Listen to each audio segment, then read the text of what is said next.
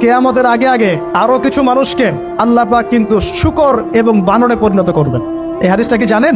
হাদিসটা শুনে রাখেন। এটা আখিরুজ জামান বা কিয়ামতের আলামত সংক্রান্ত হাদিসগুলোর মধ্যে পাবেন।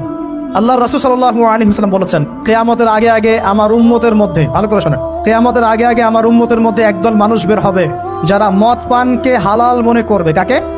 মদ পান করাকে হালাল মনে করবে। যারা বাদ্যযন্ত্র, গায়িকা, নায়িকা এগুলো নিয়ে নর্তকী নাচাবে রাতের বেলা, এগুলোকে হালাল মনে করবে। যারা অশ্লীলতা, বেহায়াপনাকে জায়েজ করে নিবে। ঠিক আছে, এরকম কয়েকটা পাপের কথা বলে নবীজি বলছেন একদিন সকালবেলা আল্লাহ পাক তাদেরকে ঘৃণিত বানরে পরিণত করবে। এটা হবে সামনে, কখন কিভাবে হবে আল্লাহ ভালো জানেন। এবার আমি কনসেপ্টে চলে আসি। এই যে পৃথিবীতে নেমে আসলাম, তাহলে আমরা কোত্থেকে আসছি ভাই? আমরা কি পৃথিবীর অধিবাসী ছিলাম? আমরা জান্নাতে ছিলাম, ওখান থেকে আল্লাহ পাক পাঠিয়েছে। এবার পৃথিবীতে এসে আদম আলাইহিস সালামের যুগে খুব একটা দুর্ঘটনা ঘটে নাই, একটা ঘটেছে। কয়টা? একটা। ভাই হাবিলের কোরবানি কবুল হয়, কাবিলের অন্তর্দাহ হয়, জ্বালা হয়। কেন হাবিলেরটা কবুল হবে, কাবিলের কেন হচ্ছে না? এই হিংসার বশবর্তী হয়ে কাবিল হাবিলকে হত্যা করে ফেল। হত্যা করে লাশটা দাফন করার পদ্ধতিও তার জানা ছিল না। আল্লাহ কাককে পাঠালেন, কাককে দেখে সে শিখলো।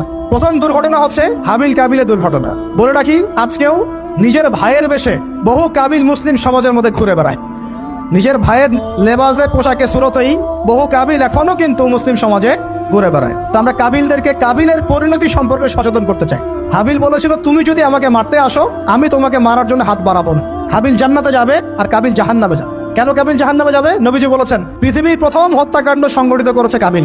এই কারণে পৃথিবীতে যত খুন হবে, সমস্ত খুনের পাপের একটা অংশ কাবিলের আমলনামায় যোগ করা হবে। বলে নাউজুবিল্লাহ। একটা কথা মনে রাখবেন, সদকায়ে জারিয়া যেমন আছে, গুনাহে জারিয়াও আছে।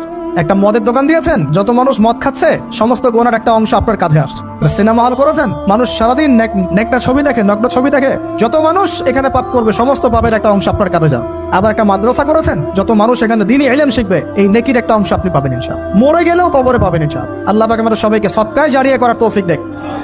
গুনাহে জারিয়া থেকে বাঁচিয়ে রাখুন, খুব খেয়াল রাখবেন। আল্লাহ পাক আমাদের হেফাজত করুন বলি আমিন। এবার ওই যুগ শেষ, নূহ আলাইহিস সালামের যুগ। এই যুগে আল্লাহর একই সুন্নত। নূহ আলাইহিস সালাম 950 বছর দাওয়াত দিলেন, 40টা বা 80টা পরিবার ইসলাম কবুল করেছে, বাকিরা করে নাই। যারা করে নাই আল্লাহ পাক তাদেরকে ডুবিয়ে মারলেন, যারা করেছে আল্লাহ পাক উদ্ধার করলেন। সোজা কথা।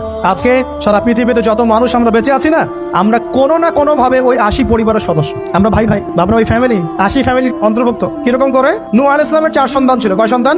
এক সন্তানের নাম হচ্ছে হাম। কি নাম? হাম। হাম ছিল একটু কালো বর্ণের। হামকে দিয়ে আফ্রিকার কন্টিনেন্টে যত মানুষ দেখছেন ব্ল্যাক স্কিনের, কালো স্কিন, এরা সবাই হামের বংশধর।